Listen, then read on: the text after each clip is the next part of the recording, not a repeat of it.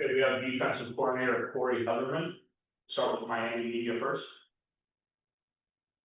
Corey, obviously, Bryce Fitzgerald, saves the game there at the end with that pick. How do we see him come along? The fact that he was able to come in the summer after everyone else learned the playbook, learn everything, and make such a big impact this year. Just how was he able to do that? Yeah, I think obviously loves football, committed, works hard. He's in the building all the time, constantly, competing in practice. And, and I think I've made comment earlier in the year in practice, the ball always finds him. And it does the same thing in games. In fall camp, preseason, I thought he created a lot of takeaways in those situations, and then, got an opportunity to play on the field, and it's happened over and over again. I think the first one might have been South Florida or Bethune, and but he just continues to have a way of finding the football.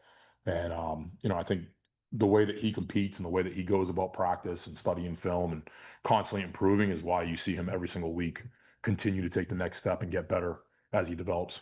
Corey, just that last drive in general, Texans starts driving down, they get to the goal line. Just your team's result, your team's ability to close it out once they got down to the 5. Just what does it say about the team, the group, and just how you guys were able to handle it with your back against the wall in those final moments? Yeah, I think that was, the plan for the entire game was at some point they're going to make a play. At some point, their wide receivers are going to make us miss a tackle, or the quarterback's going to extend something with his feet, or they're going to hit a run, and it was always just respond. It was, at one play at a time, whatever happens, no matter where the ball is. We just knew we had to respond in different situations. And in the game, it happened to be in the last drive of the game, T4 situation. And,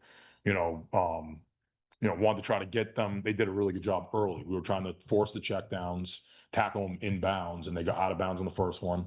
I think he hurdled us on the tackle. Then the second one, they get the ball out of bounds and we get the penalty. And now they're at midfield and really didn't take a lot of time off the clock. And then I thought when he scrambled, it made a good play to get down there. But our guys responded. They didn't get nervous about the situation. They played within the moment, played within the situation there. And, I thought they stayed together through everything. I thought the D-line did a good job of collapsing the pocket. I thought guys did a good job understanding where they were in the defense and communicating to certain calls, especially with different looks and pre-snap pitchers. And, everyone just did their job, and it worked out where we made the big play to win the game, really on second and third down. I thought a couple guys stepped up to make plays. Looking at Ohio State, obviously Jeremiah Smith, consider him maybe the best overall player in the country. Just how is he so difficult to defend? What makes him so difficult to defend? Yeah, I think, they have elite players on the perimeter. He's a big wide receiver. He's got really good size. He's got really good speed. He can make a big play at any point in the game, and they do a lot of things to get the football to him. Quarterback's a good player. I think they're good up front. They protect them well. So, overall, they have a lot of different ways that they can attack you on the offensive side of the ball. And I think, he's one of the better players in the country, and there's a reason why he is. He does good things when he gets the ball. Does it help when, there's probably at least 5-6 guys on the defense who played against him or played with him in high school? Have they told you anything like, hey, like this worked one time in a Class 3A playoff game or something? Does anything like that pop up? No, today was really more, clean up the game from this past weekend, make sure we fix, different things, clean up different items, and make sure we all start the same way. And now we're moving on to Ohio State. The completion percentage for Julian Sands off the charts, right? And I'm curious, does that accuracy show up when you watch the tape as well? With the ball placement? Yeah, I think they do a really good job. I think they, it looks like they're going a little bit slower on TV and on the coach's copy there, and it looks like they manage their drives very well. They're staying ahead of the sticks. They're not getting off track. When they take shots, they do a really good job with it, and they have really good, skill wide receivers and tight ends to get the ball to down the field. And then when it's not there, he hits the check downs, and they do a really good job of moving the sticks. Yeah, if Scott comes back after missing basically a month and doesn't look like he missed a beat. Just thoughts on his performance on Saturday? Yeah, I thought, his mentality and the way he attacked it to get back on the field, amazing job by him and our training staff and everyone involved. But, you could tell like the way he prepares for the game, how fast he plays. And, right when he jumped back into it, you're always, how is he feeling? And right away from day one in practice, he was full speed and doing everything that he shows on the field on a Saturday, he was doing on Tuesday's practice or Wednesday's practice. And, you could tell he was full go right from that spot. And, he was ready to get back out there. And the hardest thing is just do your job. when you get out there, just do your job, stay within the defense. And he did exactly that. And, early he set the edge, and I think he triggered and had a TFL on a screen, and he did a really good job setting the edge, taking on the block. Later he triggered, got a TFL, and as the game went on, he had that sack strip. He just continued to be in the right spot and make the plays and make the available play. And I think he's done that all year. And that's one thing that's so special about him, how he can make those plays in those situations. You got here in January. One of the things you said in your intro press conference was at each of your stops, you made sure you were learning something new, learning different ways to improve.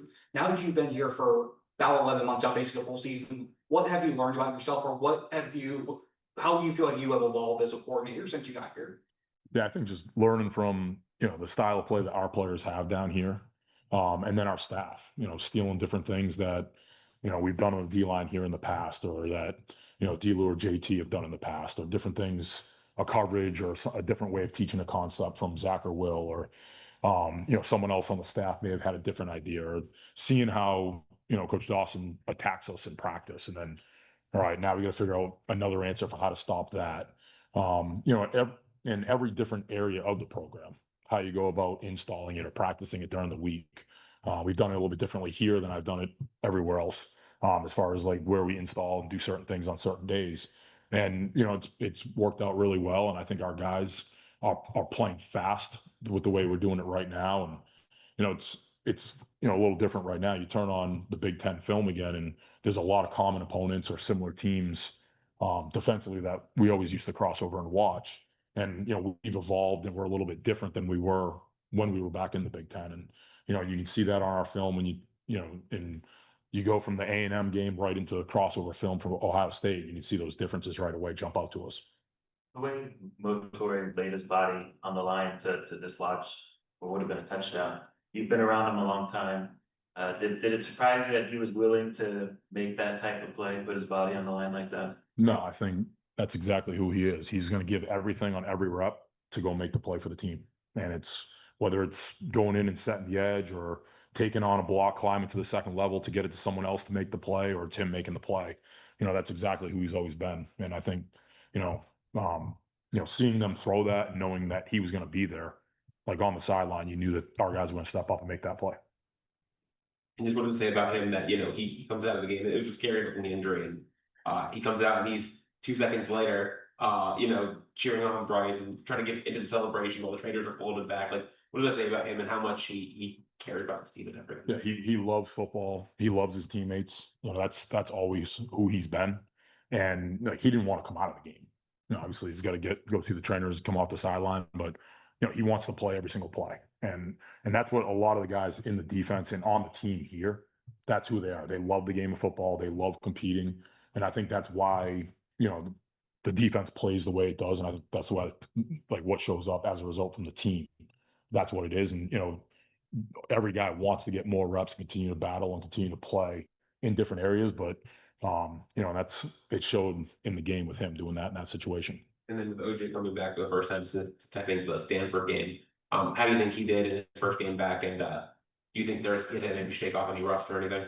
Yeah, I think, I thought he played well. I thought all those guys, the way they communicated, I think A&M had one explosive play against us. And, that was the thing that was our number one concern, was making sure we kept the ball in front of us, tackled well on the perimeter, set edges, challenged the receivers. And, I thought those guys in the back end did a really good job all game long. We had one miscommunication, really good throw and catch by them. I thought that was an excellent play by ZP and even E on the backside, running that thing down in case that was a fumble, going to scoop that football up. But, outside of that, I thought those guys communicated well. I thought they played really fast. And I thought they played physical on the edges. And then on those, what have you seen from Ohio State, particularly in like their like pass blocking? Yeah, I think they're a very talented football team. I think they run the ball really well. I think they have good backs up front. They're physical at the point of attack. I think they have some really talented tight ends, and they play a lot of guys at that spot. And then, the wide receivers speak for themselves. They're as talented as anyone in the country on the perimeter. And at any play, could be an explosive. So we got to do a really good job of, playing one play at a time. Our guys got to be physical at the point of attack. We got to be really disciplined with our eyes. Coordinated against them, but you've been on staffs you've been part of staffs that have played against them. Yep. Does that familiarity help at all, or every game's different? Just trying to get a feel. It looks like it's a little bit different than the way they called it. Looks like it's a little bit more heavier personnel than what it was in 2022 and 23.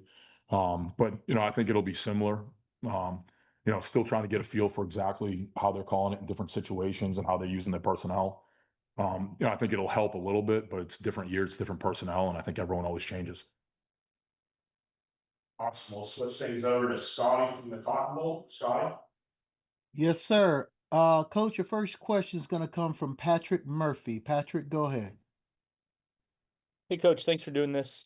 You were talking earlier about the red zone stop you guys got. Ohio State's last game, the Big Ten Championship, they had some issues in the red zone. But overall, what have you seen from their offense when they get into that red area? And that's one area still, kind of gone through game by game, still earlier on in the game planning right now. That's an area we got to still continue to look at as we keep going here. Two more from Zoom. First from Christian Procia. Go ahead. Hey, Coach, how's it going? With Coach Hartline taking the job at USF, obviously Ryan Day's taking the play calling duties going forward for Ohio State. How does that really change how you're going to call the game with things like adjustments and changing tempos throughout the day? Yeah, that's something, we got to get a feel early in the game. How different is it from the Indiana game or from what they've done this year collectively in the 2025 season? And, we're going to have to get a feel. Is it the same way they're using their personnel? Are they using it different? Are they using the same tempo or style of play? Or are they changing it up? And that's where, early on trying to go through and watch similar games, common opponents, similar defensive structures and styles, how they've tried to attack people, and, trying to go all the way back to the games from a couple of years ago against them, trying to see what changes there are and what similarities there are.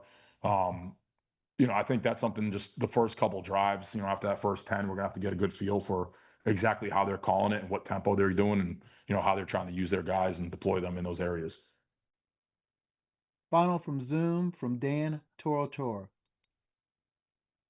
Coach Ruben Bane Jr. coming off this last game, 3 sacks, a blocked field goal, not just in the game against Texas A&M, but overall, just how you've seen him evolve and the type of leadership that he brings to your team and how he can change a game.